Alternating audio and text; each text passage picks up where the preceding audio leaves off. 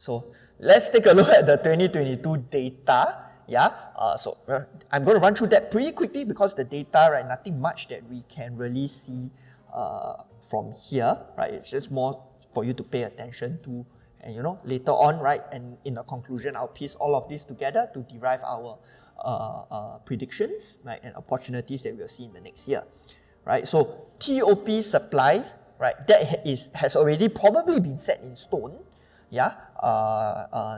Regardless of how much land the government sell, regardless of how much en bloc the developers do, right, they cannot increase the TOP supply significantly in 2022 already lah, because all these the developers have all these are land projects that were en bloc close to five years ago already. So if you look at it, the total number of TOP units in 2022 is going to be numbered at about 14,000. That's going to be a 67% increase from 2021. So this is another one of the somewhat more hidden reasons behind the sharp increase in prices slice, because this year, right, there really just isn't that many TOP units. So that's also actually another reason that was pressing down on the spring that I didn't mention earlier, right? Out of that 14,000 units that was going to hit the TOP, 2,000 of them is going to come from the CCR, right? We're going to have 6,500 in the RCR and only 2,656 in the OCR.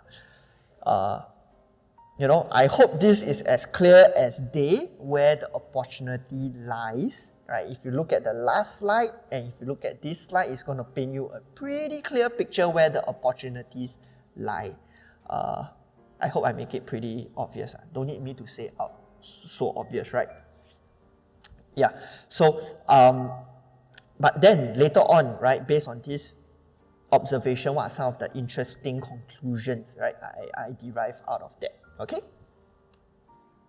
What are some of the projects that are predicted to TOP in 2022?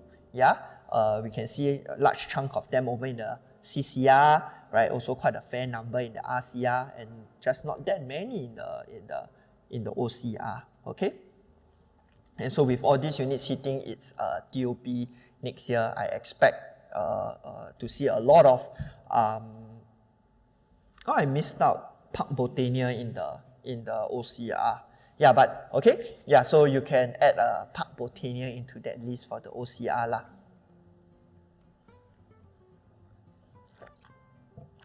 Right, but for those of you who want to have a glimpse of how the sub-sale market is going to look like, right, in this project, you can go and check out the transaction data for Park Botania. We already have 3-bedroom premium owners making close to like 200 to 250,000, right?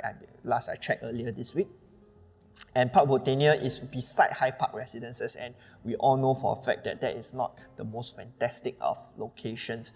So, right, with that, I'm going to share that observation also later on, right? I know it's a little bit small, so for those of you who cannot see, right, you can drop me a text. I'm happy to send this list over to you. But then again, this is more of what are some of the projects I predict will TOP lah, right, but not confirmed. But this slide is one that is perhaps a bit more interesting to all of you, especially to the upgraders. The ECs hitting its MOP in 2022, right? We have quite a number of them, and all these numbers are going to supplement the TOP supply in the private market as well, right? All this is not captured in my initial slide on the TOP supply. So for upgraders, right, again, this is good news for you because it gives, right, it feeds you with more choices in the market. But then again, right, yes, if you look at the numbers, they may seem significant, but what you do not know is whether all these owners want to sell, number one. Number two, what you do not know is what kind of prices they would be looking to sell at. Because if, it's still going to be a seller's market. So there's still going to be a disparity between what buyers are willing to pay and what sellers are hoping to ask for. But if you are looking to upgrade, right, you should pay attention to the MOP ECs. I feel they represent good value for money, especially if you are looking for a good size. And if you've been listening and you've been joining us, right, try to go for the bigger units because I foresee demand for those large units to continue to go and continue increasing at an exponential rate, not just next year, but as we move on and in the years to come, right? So if don't need to be too afraid with paying the prices that these owners are asking for. And of course, at the end of the day, if you are staying in it, right, you got to pay for it anyway. So large units in ECs hitting its MOP, right? Good opportunity, right? Even if you're an investor, is something that you can take a look at. HDB MOP supply in 2022, right? Very high number. You don't really need to go and look at it in very great detail. I just tallied all of them up. We expect 28,000 units hitting its MOP next year. So for those of you who are sitting on the fence, I think this whole cooling measure really gives you a opportunity to take action with all the uncertainty and all the fog of war in front of us, to take action, because you don't want to be competing with these guys coming into the market with not much new choices for them to buy, because all of them are flocking into the MOP market, into the TOP market, into the resale market. Resale market already not a lot. The TOP market, yes, increased, but over in the OCR, not a lot as well. Projects predicted to be launched in 2022, right? Like I said earlier, if you look at the numbers, it may look like quite a lot, but if you really just tally out the number of units, it is not that many, which is why I say the inventory and choices will remain low. But what would I be interested to look at really would be the site at Jalan Anak Bukit. Far East got themselves a pretty good deal because of the lack of number of bidders for that project. But if we all know, Far East, even though they buy the land cheap, they're not going to sell you for cheap. I would also like to pay attention to Belgravia Ace. I feel it's a landed cluster development. For those of you who are looking to buy a landed, but landed prices have just gone up so much, I think it's a pretty interesting alternative for you. Okay, but just pay attention, cluster developments, they may not be so easy to sell moving forward. So it's all about the price points. It's all about the price point. Pay attention to the price points. Okay, Royal, pardon the misspelling, Royal Hallmark. This is at Hague Road, not a big project. I think 30 over units. But I've taken a look at that, and the kind of quantums that they are offering, the kind of product that they are offering fits in a really nice quantum for a lot of people. So that one is going to be launched soon as well. I will also pay quite a bit of attention to the Lentor and Ang Mo Kio launch. Like I said earlier, I would like to see what's the take-up rate like for OCR in excess of 2000 PSF, because that's going to set the real benchmark. And if the take-up rate there is high, it will give all of us a lot of confidence in where the market will go in the future. But if I were to gather throw out a guess, I would expect the take-up rate to be pretty high because of the fact that there's just not that many options available in the market. For those of you waiting for those Lentor and Ang Mo Kio site, right, let us know what's the kind of prices you are willing to pay for. I'll be very happy to have a discussion really to understand the thought process behind that. Another one I would be very interested to take a look at would be Thiam Sui Avenue, the recent en bloc by Hoi Hub and Sunway. So they bought up a series of landed properties, and they're going to be building up freehold developments, luxury condominiums, right? About 800 units over in District 15, right? Why this one is very interesting? Because this price will match up. Let's see how the Dunman Road site match up. I would really want to see what's the price difference around there, because based on the transacted price of Thiam Sui Avenue, right, they will likely launch at around the mid 2000s, 2005 to 2006 PSF. That's freehold. Judging by what the OCR prices are going to hit and the OCR land prices of the last Lentor land bid, right, I wouldn't be surprised if the Dunman Road site comes up to very close in terms of PSF with Thiam Sui Avenue. but that is 99 and Thiam Sui Avenue is freehold. So then, you know, up to you to decide which one offers better value for money. So that one will be pretty interesting to take a look at. Yeah. So commercial break. Yeah, let me take a sip of water. Well, this time around, I think we are still gonna be pretty on time. So right, if you like what we shared, right, please do me a favor, click on the like and subscribe button and the bell notification icon to be reminded.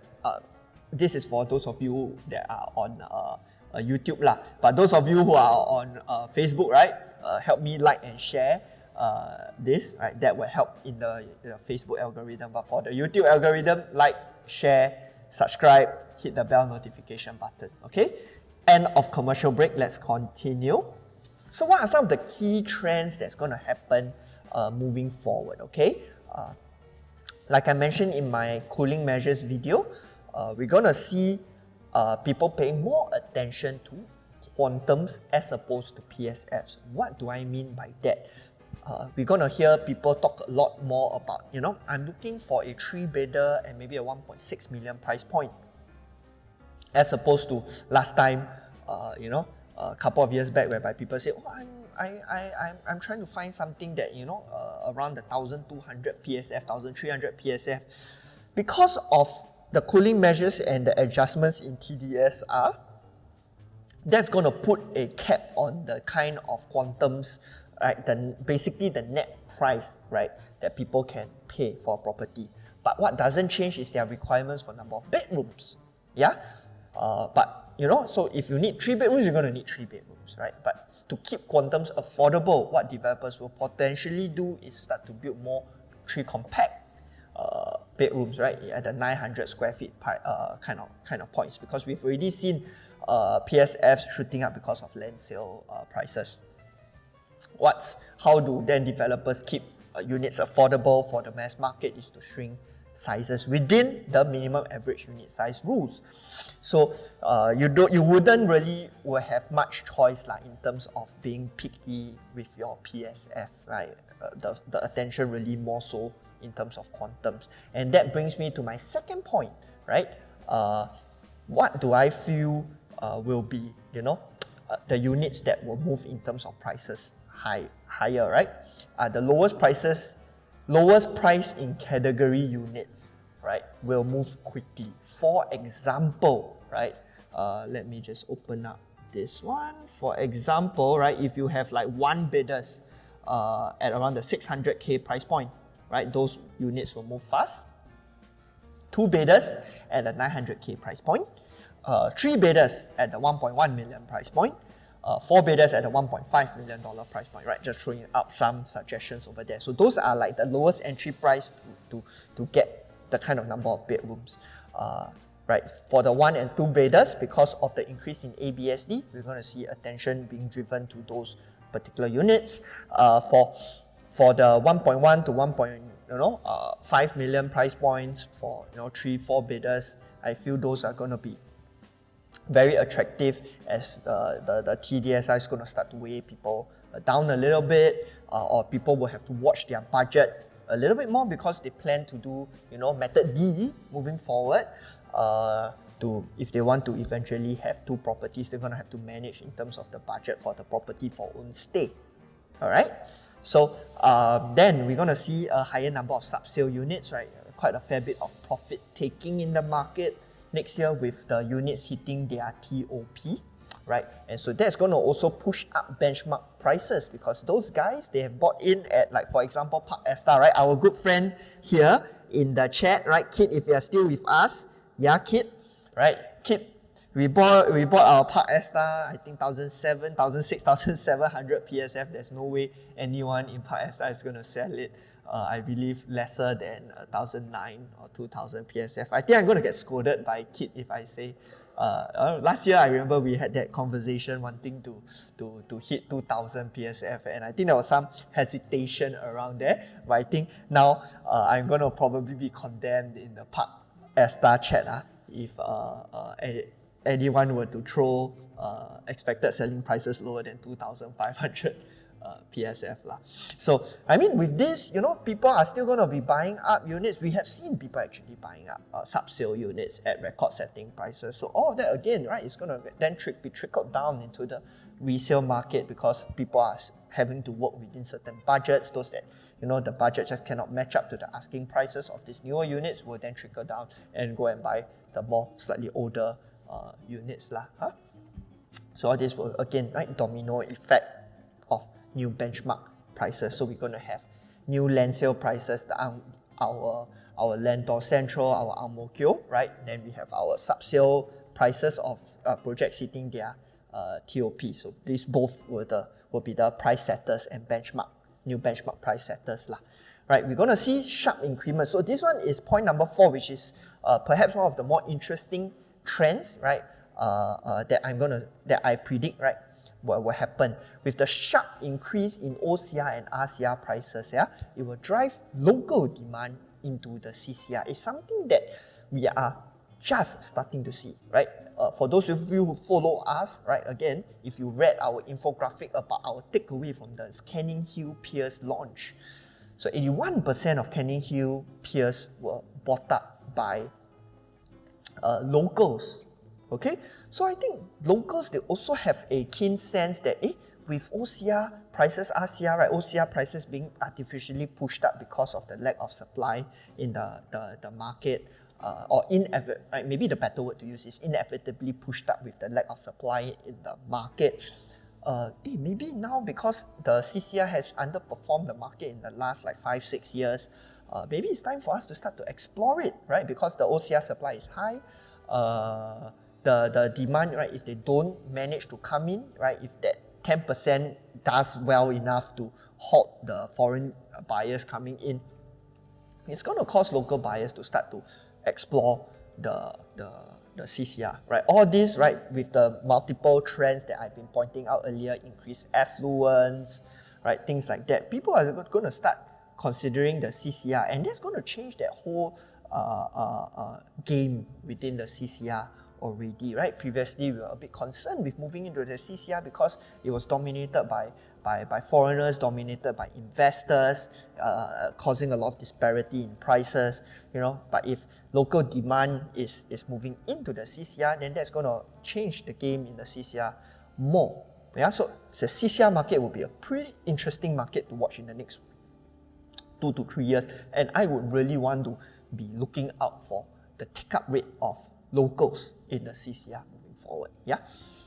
And another thing that I'm starting to see is first-timers going for condos over HDBs, right? Because first thing is with HDB COVs coming up to record highs, right? Some of them just not even able to get a resale HDB. So resale HDB already is because they can't get BTO, they cannot get brand new EC, they already fall back to HDB, but you know, constantly just cannot find even a resale HDB.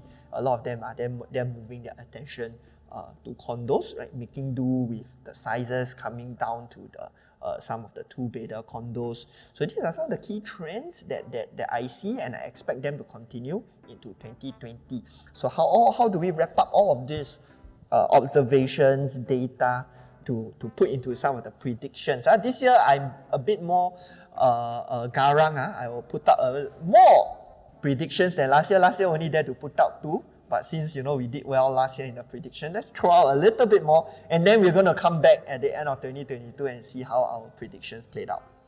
Right? So prediction number 1, I expect low impact of current round of cooling measures, the most recent round of cooling measures. If prices were to continue to go up, and I would see if the prices continue to go up like 6-7%, right, that another round of cooling measures may come around, right, in 2020. Not impossible, right, because again, if the interest rates were to continue being low, and if supply chain issues unresolved, right, that may cause prices to continue going up. Secondly, if another key thing, which is why I would really want to be looking at what are some of the transacted prices for the government land sales, how many developers are bidding for them. So that would tell me whether or not inventory is going to come up significantly, right? We want to be looking at en bloc figures.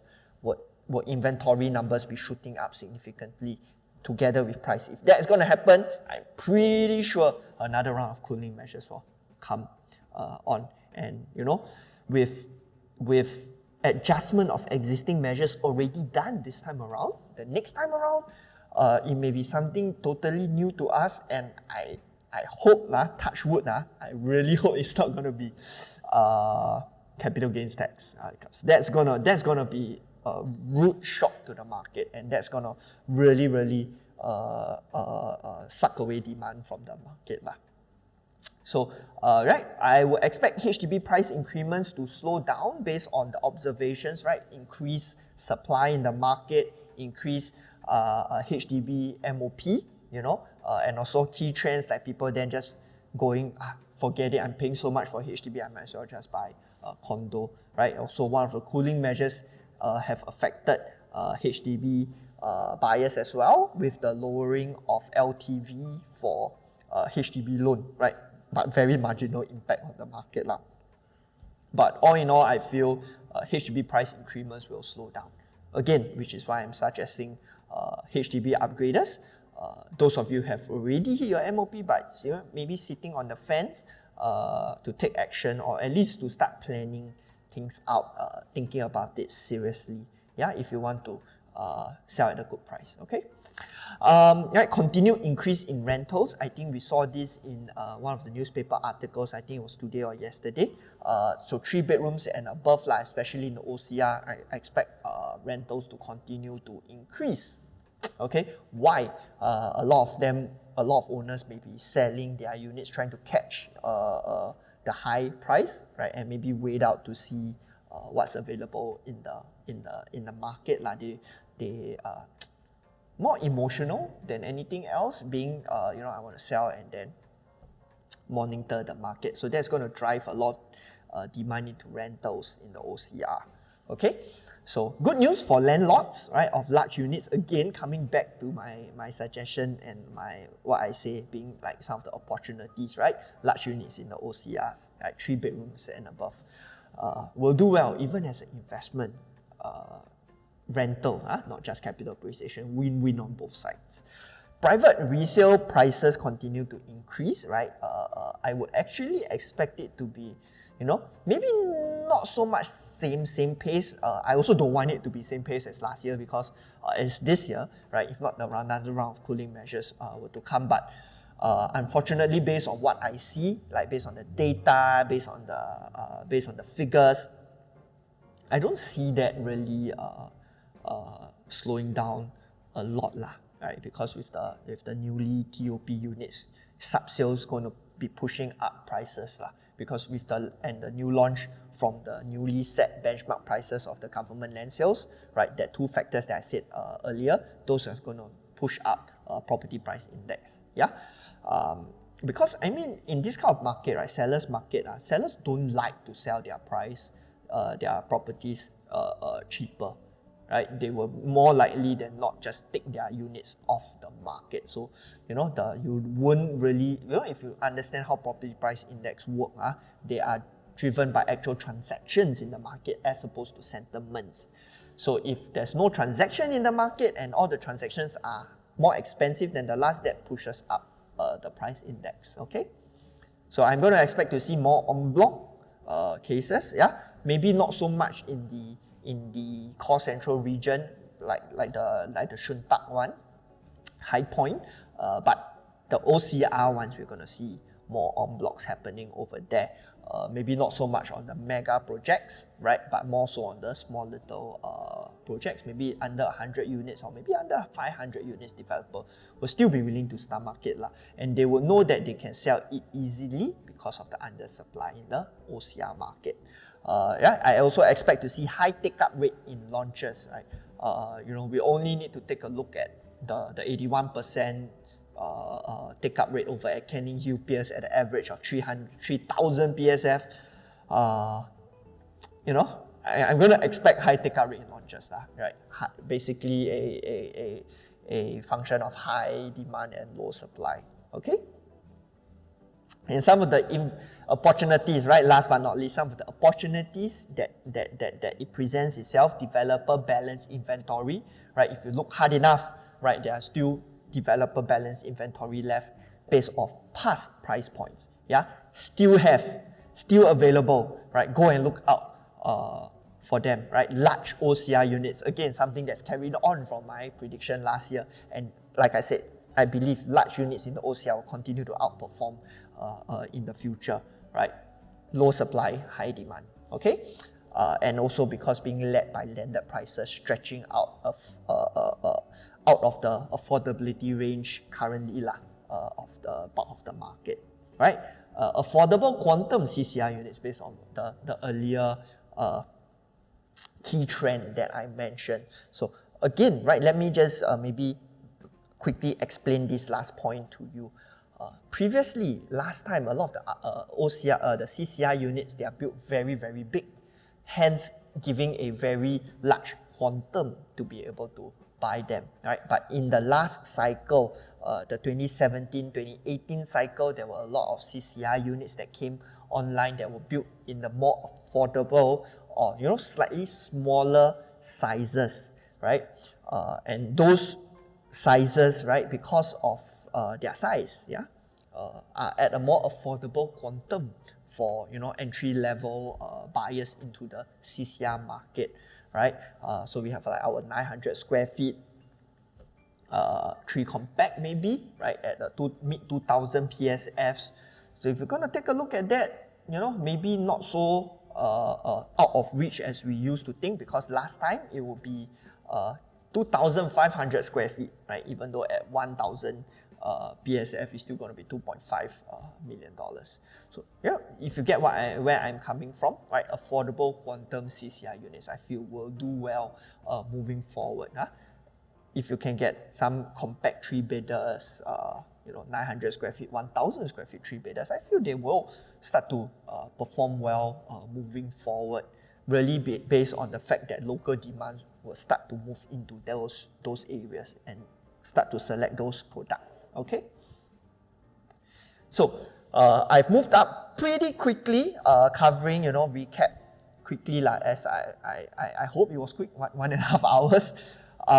But if you want to understand the market in greater detail, right, again, right, we are doing our fundamentals to real estate webinar, right? You can click on the link below. Andrew, are we going to be putting the link into the chat? Yes. Yep. Okay. So wait a minute, right?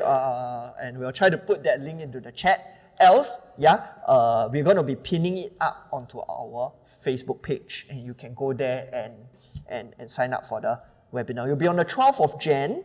So moving forward next year, every end of the month, yeah, we will have our Facebook Live, and every middle of the month, we'll be having our webinar. So in the webinar, it's a more closed session so that you will be not so shy to ask questions, right? And we are going to greater detail, because in the Facebook Live sessions, it's more touch and go as we cover different topics. But for the fundamentals of real estate, it's 90 minutes solid, really walk you through what are some of the important things that you need to know, both, you know, if you're an upgrader, if you're investor, so on and so forth, okay?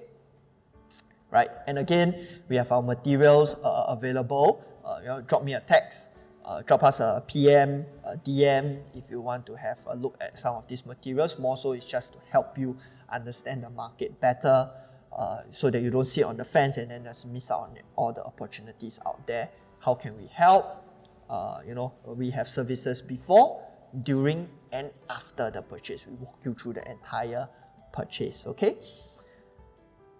And so, right, like I said, why we missed out on the November Facebook Live was because Elizabeth and I welcomed our first baby. And that's also one of the reasons, because a lot of people ask, hey, why this year never really see Elizabeth? So she's been resting, you know, pregnant. She has been pregnant, so taking things a little bit slower, focus on looking after our son.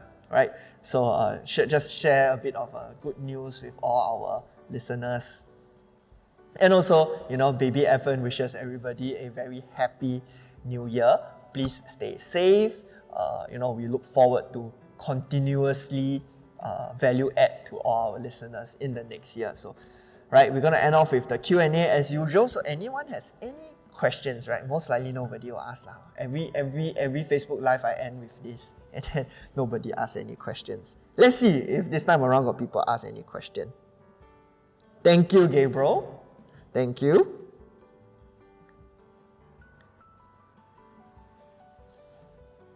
I'm gonna stick around for another 30 seconds to 1 minute just to see if anybody have any questions, or if you'd like me to cycle back to any particular slide.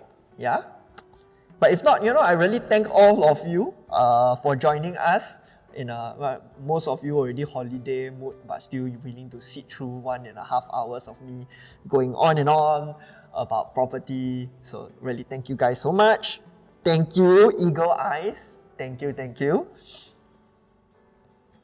Thanks, Kid. Thank you so much.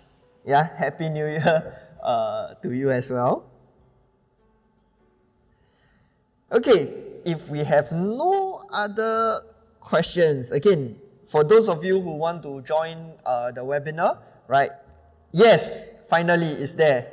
Thank you, Andrew. You can click on the link to join. Okay, if not, it will be pinned up on our YouTube, our Facebook page. All right, so that's about it. Thank you guys all so much for the support this 1 year. And continue to support us next year. And at the end of next year, we're going to cycle back to see how accurate our predictions are this time around. So see you guys next month and next year. Bye bye.